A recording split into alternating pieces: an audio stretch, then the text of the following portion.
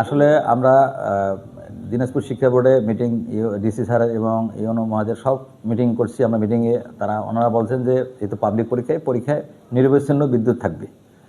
তারপরে আমরা দেখি যে সকালবেলা থেকে বিদ্যুৎ নেই। তারপরে আমরা বলদীপুকুর স্টেশনে ফোন দিলাম, বিদ্যুৎ স্টেশনে। তারপরে ফোন দেওয়ার পরে ওনারা আবার বললেন যে এটা জাতীয় গ্রেডে রংপুরে নাকি সমস্যা। তারপরে আমি ইউনো মহোদয়কে জানাইছি। ইউনো মহোদয় আবার তাৎক্ষণিকভাবে করছে এবং এখানকার যারা আরও সচেতন বলে তাদের দ্বারা আবার ফোন দেওয়াইছিলাম। হ্যাঁ, আপনাদের সাংবাদিক বীরেন্দ্রের দ্বারা ফোন দেওয়াইছি। দেওয়ার পরে ওনারা বলতেছেন যে এটা জাতীয় সমস্যা। এই গ্রিড নাকি এই রংপুরে নাকি যে মানে কী সমস্যা হয়েছে এটা আমি সঠিক বলতে পারবো না। এই অবস্থা দেখলাম। কিছুক্ষণ পর দেখলাম যে আসলে অন্ধকার, বৃষ্টি হচ্ছে, অন্ধকারও ঘনিয়ে আসতেছে। তারপরে আমরা তাৎক্ষণিকভাবে আমার নিজস্ব উদ্যোগে আমি প্রত্যেকটা রুমে ইনশাল্লাহ মোমবাতি বিতরণ করছি এবং বাচ্চারা সুন্দরভাবে পরীক্ষা দিচ্ছে আর কি।